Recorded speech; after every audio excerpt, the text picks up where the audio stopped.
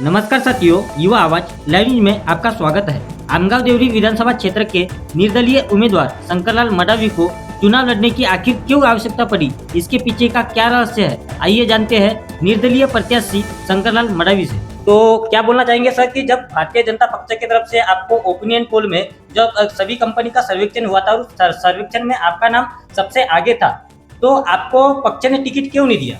नमस्कार, मैं शंकरलाल मडावी।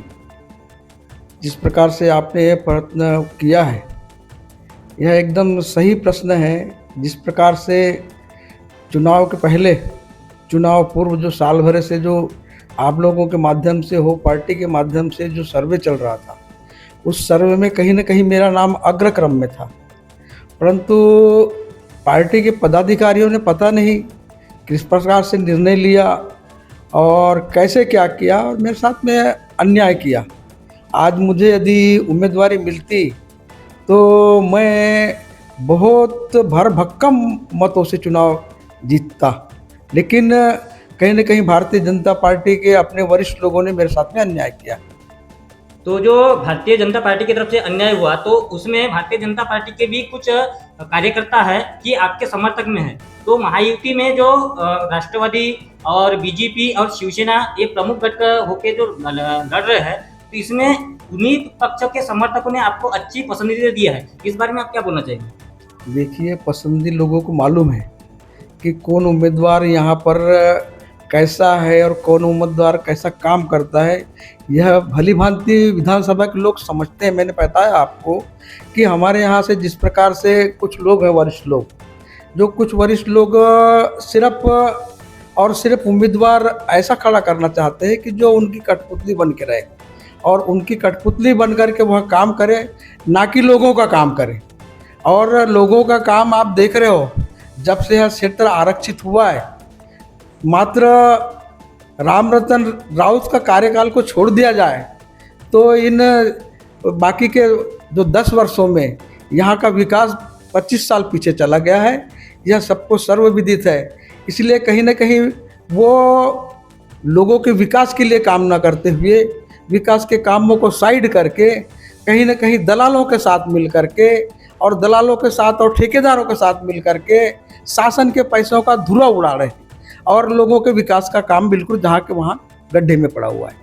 तो आपने ऐसी जनता की ऐसी कौन सी समस्या देख ली है, ऐसा कौन सा जनता का दर्द देख लिया कि आपको उम्मीदवारी लेना पड़ा और आप इलेक्शन लड़ रहे हैं? देखिए, मैंने पहले ही बताया, आपको बता रहा हूँ कि उम्मीदवारी देने में कहीं न कहीं भारतीय जनता पार्टी के अपने यहाँ के लोग चुके हैं और चुकने के वजह से हमें यह निर्णय लेना पड़ा कि कहीं न कहीं लोगों का मुझे चारों तरफ से दबाव आया कि आप लोग को चुनाव लड़ना पड़ता है। यह चुनाव लोगों के लिए लड़ा जाता है, यह चुनाव विकास के लिए लड़ा जाता है। कहीं ना कहीं यहाँ के जो उम्मीदवार गए हैं, चाहे 14 में गए हों, अभी जो 19 में गए हों, ये विकास के कामों को दुर्लक्ष्य करके कहीं ना कहीं ठेकेदारी में लिप्त हो गए और ठेकेदारी करते हुए उनके जो ऊपर वरिष्ठ लोग थे, सिर्फ उनके जेबों में कुछ फंड ला करके डालना और उनके साथ में मिली भगत करके ठेकेदारी चलाना, इस प्रकार की राजनीति की है। इसलिए हमें अब लोगों को बताना है कि आने वाले समय में हम आपके काम करने के लिए तत्पर हैं और आपके साथ मिलकर के लोगों के काम करेंगे। इसी निमित्त आज हमको यह उम्मीदवारी स्वीकारनी पड़ी। मुझे बहुत दबाव आया कि आप पार्टी से बगावत करके चुनाव क्यों लड़ रहे हैं। मैं बताना चाहूँगा कि यहाँ जो कुछ भारतीय जनता पार्टी आज देश में नहीं तो बल्कि विश्व में सबसे बड़ी पार्टी है और जो भारतीय जनता पार्टी का धोरण है, जो भारतीय जनता पार्टी का सिद्धांत है, कहीं ना कहीं आज केंद्र लेवल पे, राज्य लेवल पे काम बहुत अच्छे हो रहे हैं, लेकिन हमारे इस विधानसभा में कहीं ना कहीं 1-2 लोग, मैं उनका नाम अब जंगे सभाओं में भी लेना चाहूँगा और उनका नाम लेऊंगा, मैं उनको बैकफुट पे लाऊंगा कि भारतीय जनता पार्टी का उम्मीदवार किसके लिए काम करता है। 2014 में आप देखे होंगे, 2014 का चुनाव, कोई कहता है मोदी जी की लहर थी। मैं बताना चाहूँगा, मोदी जी की लहर तो थी, लेकिन जिस प्रकार से राष्ट्रवादी कांग्रेस और कांग्रेस का जो गठबंधन टूटा और उस वजह से यहाँ का उम्मीदवार 18,000 मतों से जीता। और जबकि उस समय में कांग्रेस को 44,000 मत मिले और एनसीपी को 36,000, इसके दोनों को मिलाए तो 80,000 मत थे। जो दोनों एक मिलकर लड़ते तो 14 में भी हम भारतीय जनता पार्टी यहाँ पर चुनाव नहीं जीतती। इसलिए आज कहीं ना कहीं भारतीय जनता पार्टी के लोगों को हमने मांग किए थे कि साले कसा में उम्मीदवारी दी जाए। देश महाराष्ट्र बनने के बावजूद से 3 तालुकाएं विधानसभा सीमित है और 3 तालुकाओं में आमगांव को प्रतिनिधित्व मिला है, देवरी को भी प्रतिनिधित्व मिला है, लेकिन साले कसा को कभी भी प्रतिनिधित्व नहीं दिया गया।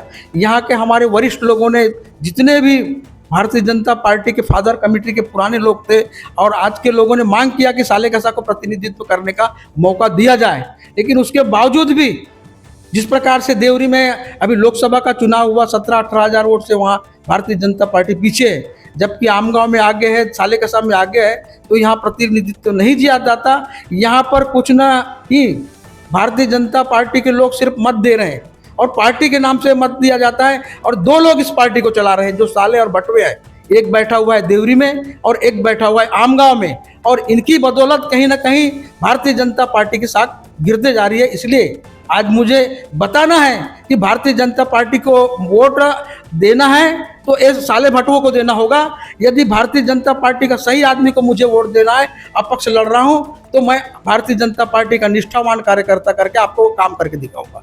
आमगांव देवरी विधानसभा ये आदिवासी के लिए आरक्षित है, तो ये आरक्षण के बाद में भी आदिवासियों से इतना खिलवाड़ क्यों हो रहा है? देखिए, आदिवासियों के साथ खिलवाड़ तो देश स्वतंत्र के पास से ही होते आया है। आदिवासियों को तो ये अपनी कठपुतली समझते हैं। एक बताते थे भारतीय जनता पार्टी के लोग कि कांग्रेस पार्टी तुम्हारा उपयोग कर रही है, कांग्रेस पार्टी तुम्हारे साथ में अन्याय कर रही है, उसके बाद भी तुम कांग्रेस पार्टी के ही साथ में जाते हो, इस प्रकार की बातें करते थे। लेकिन कांग्रेस से ज़्यादा भारतीय जनता पार्टी के लोग, मैंने बताया ना कि 2 लोग यहाँ पर पार्टी चला रहे हैं। यहाँ पर केशव मानकर की नहीं चलती, यहाँ पर भीर सिंह भाऊ नागपुर की नहीं चलती, यहाँ पर शिवनकर परिवार की नहीं चलती, यहाँ पर सिर्फ और सिर्फ बाड़ा अंजनकर और अनिल जोशी की चलती है। ये विधानसभा का जो यहाँ पर विधानसभा ही नहीं, पूरे जिले में इनके प्रति नाराजी है। और आने वाले समय में इसलिए चुनाव लड़ रहा हूँ कि संगठन में एक जिस प्रकार से ये काम कर रहे हैं, इनकी वास्तविकता सामने में आए, उजागर हो। इनके बारे में, इनके खिलाफ में बोलने के लिए कोई तैयार नहीं है, लेकिन शंकर मड़ावी ने हिम्मत किया है और आज शंकर मड़ावी इनके बारे में पूरे जिले में संदेश भेजेगा कि इनकी ऊपर तक के मैसेज जानी चाहिए, अपने मोदी जी को इनकी खबर जानी चाहिए, अपने मोहन भागवत जी को खबर जानी चाहिए कि ये जिस प्रकार से बताते हैं कि हम बहुत अच्छे आदमी, अच्छा काम कर रहे हैं, लेकिन ये दलाली का काम करने के लिए इस प्रकार का यहाँ बेड़ा उठा है। इसलिए मैं यहाँ पर चुनाव लड़ने के लिए आया हूँ। तो अभी ये चुनाव में जब आप जीत जाते हैं तो सबसे पहले आप कौन सा काम करेंगे? जीतने के बाद में इतने विकास के काम रुके हुए हैं। यहाँ पर सिंचाई सुविधाएं, बेवर टोला बांध हमने शिवनकर जी के रहते हुए 96 में उसको मंजूर करा के यहाँ का डैम का काम पूरा हो चुका है। कुछ दूर तक के नहर का काम हुआ है, लेकिन नहरों का काम बचा हुआ है, उसको पूरा करना है। कुआढास नाले का काम अभी बाकी है। पूरे विधानसभा क्षेत्र में रोड रस्तों का हालत खस्ता हालत हो गया है। राज्य मार्ग हो गड्ढे में तब्दील हो चुका है। ओडीआर यानी जो आउटडोर रास्ते हैं गांव को जोड़ने वाले, उनका हाल बेहाल है। सिंचाई सुविधा कहीं ना वंचित है लोगों उससे लेने के लिए। इस काम में भी हम काम करेंगे। आने वाले समय में जिस प्रकार से कई मुद्दे हैं, अभी आंगनवाड़ी वालों का हो, पुलिस पटेलों का हो, आशा वर्करों का हो, आदिवासी विविध कार्यकारी सहकारी संस्थाओं का हो, बैंकों के माध्यम से जिस प्रकार से किसानों की लूट हो रही है, उसको भी रोकने की ज़रूरत है। इसलिए इस दिशा में हम काम करेंगे। इसलिए उम्मीदवारी लेकर के चुनाव लड़ने के लिए मैदान में हैं। मैं तो लोगों से आह्वान करना चाहूँगा, इस विधानसभा क्षेत्र के सारे मतदाताओं से आह्वान करता हूँ कि मुझे मतदान करके विधानसभा में भेजें। ये सारी प्रश्नों का निराकरण करने के लिए मैं कदम उठाऊंगा। तो अभी ये हमारे आमगांव देवरी के जनता को किस प्रकार का संदेश देना चाहोगे और किस प्रकार का आशीर्वाद मांगना चाहोगे?